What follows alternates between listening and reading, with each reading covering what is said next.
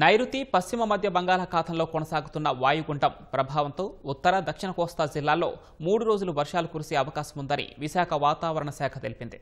వాయుగుండం ఉత్తర తమిళనాడు, పుదుచ్చేరి తీరాల వైపు నెమ్మదిగా కదులుతూ బలహీనపడుతోందని విశాఖ వాతావరణ శాఖ అధికారి శ్రీదేవి తెలిపారు.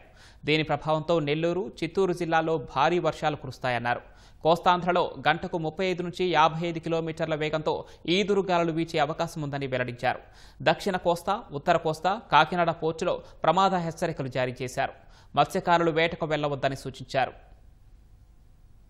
ముఖ్యంగా దక్షిణ కోస్తా ఆంధ్రప్రదేశ్లో చూసుకున్నట్లయితే అనేక ప్రాంతాల్లోనే తేలికపాటి నుంచి ఒక మోస్తారు వర్షపాతాలు పడతాయి. రేపు ఎల్లుండి క్రమేపీ దాని యొక్క ఇంటెన్సిటీ తగ్గి కొన్ని ప్రాంతాల్లోనే తేలికపాటి నుంచి ఒక మోస్తారు వర్షపాతాలు దక్షిణ కోస్తా ఆంధ్రప్రదేశ్లో పడతాయి.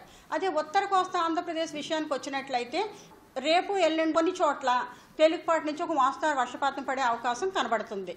దక్షిణ కోస్తా ఆంధ్రప్రదేశ్లోని తీరం వెంబడి గంటకు 35 నుంచి 45 కిలోమీటర్లు, గరిష్టంగా 55 కిలోమీటర్ల వరకు. అదే ఉత్తర కోస్తా ఆంధ్రప్రదేశ్కు గాలులు గంటకు 35 నుంచి 45 కిలోమీటర్లు, గరిష్టంగా 55 కిలోమీటర్ల వేగం వరకు తీరం వెంబడి తీరం ఆవల ఉత్తర కోస్తా ఆంధ్రప్రదేశ్లో కూడా కనబడడం వల్ల మత్స్యకారులకు వేటకు వెళ్లరాదని హెచ్చరించడం జరిగింది.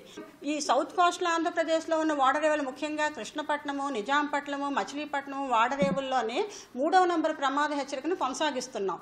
అదేవిధంగా కాకినాడ, గంగవరం చూసుకున్నట్లయితే DC 1తో పాటు సెక్షన్ సిగ్నల్ 2 and 4 కూడా ఇష్యూ చేశాం.